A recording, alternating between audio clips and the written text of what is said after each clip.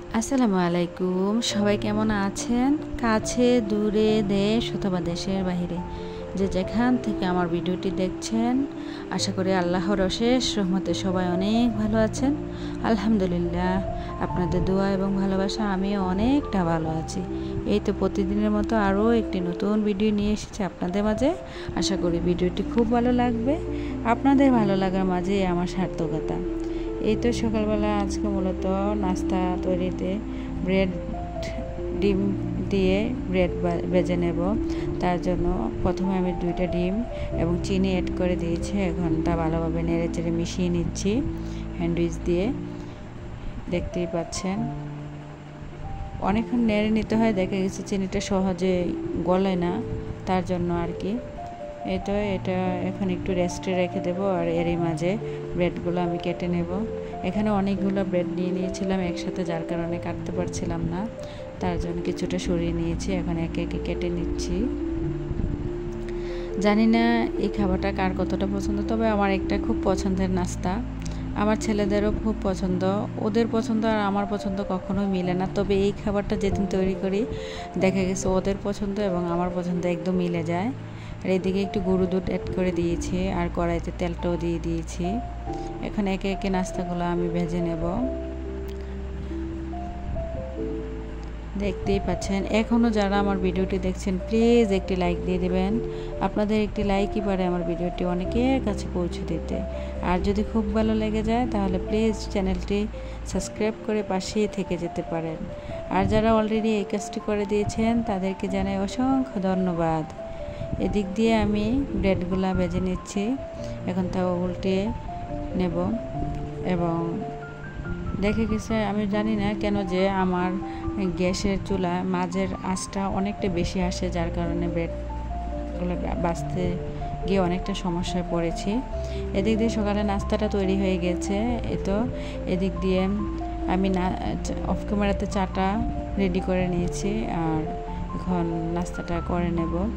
এদিকে আমার মেয়েকে খাবারটা খাইয়ে দিচ্ছিলাম, চা দিয়ে ব্রেড ভিজিয়ে দিচ্ছিলাম ওকে। আর আমি এমনিতেই নাস্তাটা করে নেব। এই তো নাস্তা শেষ করে চলে এসেছি কিচেনের পর যে প্লেট বাটিগুলো থাকে দেখে গেছে এইগুলো যদি সাথে সাথে পরিষ্কার করে না রাখি, যখন দুপুরবেলা কিচেনে রান্না করতে আসব তখন দেখে গেছে অনেকটা কাজের ঝামেলা থেকে যাবে।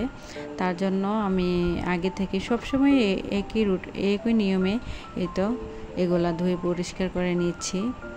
আমার মতো জানি আমার সব আপুরাই এরকম কাজ কখনো ফেলে রাখে না, খুব তাড়াতাড়ি। আমার চেয়ে এক্সপার্ট আমার সব আপুরা, আর আমি তো সবে মাত্র কি বলবো।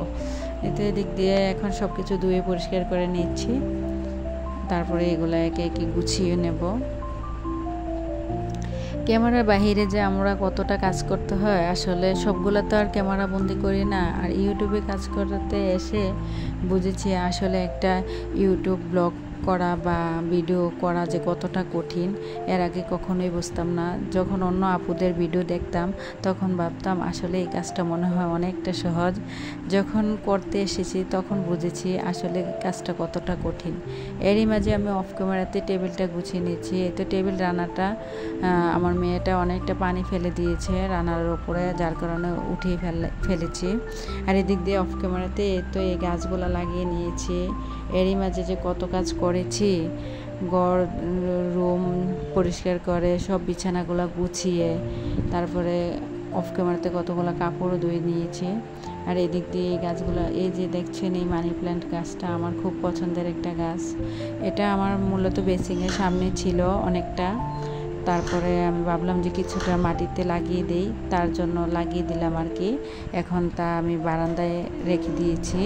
আর এদিক দিয়ে চলে এসেছি অনেক দিন আগে বাজার থেকে অনেক কিছু নিয়ে এসেছিলাম, ডাল, চিনি, লবণ, কলার চাল, এগুলা রিফিল করা আর হয়নি। আমি জারগুলো আগে থেকে ধুয়ে পরিষ্কার করে রেখেছিলাম, তাই ভাবলাম যে তো আজকে একটু কাজের ঝামেলা কম, তাই এই কাজটা করে নিই। অন্যান্য দিন কাজের বা সময়ের অভাবে এগুলো আমি রিফিল করতে পারিনি।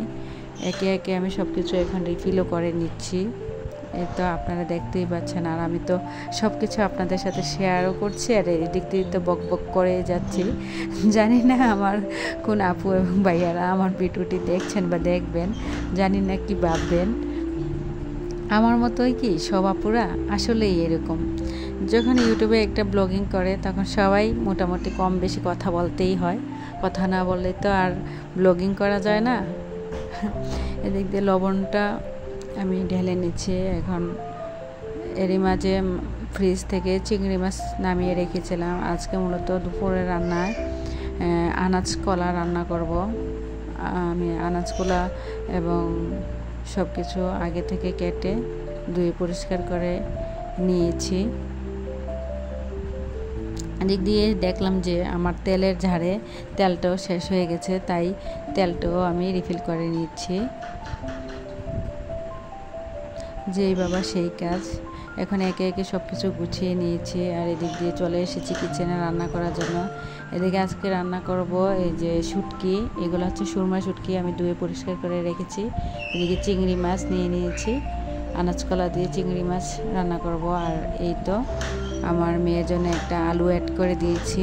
সব কিছুতেই, সব তরকারিতেই আমি একটা আলু রাখি, কারণ আমার মেয়েটা আলুটা খুবই পছন্দ করে। যেই বাবা সেই কাজ, তাই আর কি।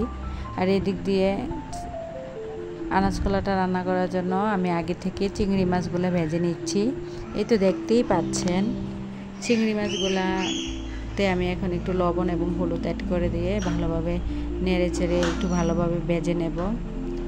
ভেজেও নিচ্ছি।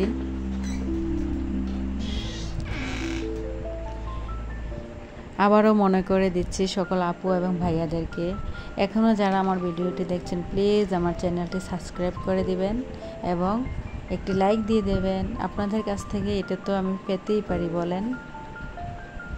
তো এদিকে আনাজ কলাটা রান্না করার জন্য আমি মশলা আজকে মূলত কষিয়ে রান্না করব। আমি আগে এভাবে রান্না করতাম না, অনেক দিন আমি ভেজে রান্না করতাম, বা এখন দেখি যে ভেজে রান্না করতে গেলে তরকারি কালারটা কেমন যে একটা কালচে কালচে ভাব থাকে, মানে কলার কষ, যেহেতু কলা যেহেতু কষ জাতীয়, তাই আর কি।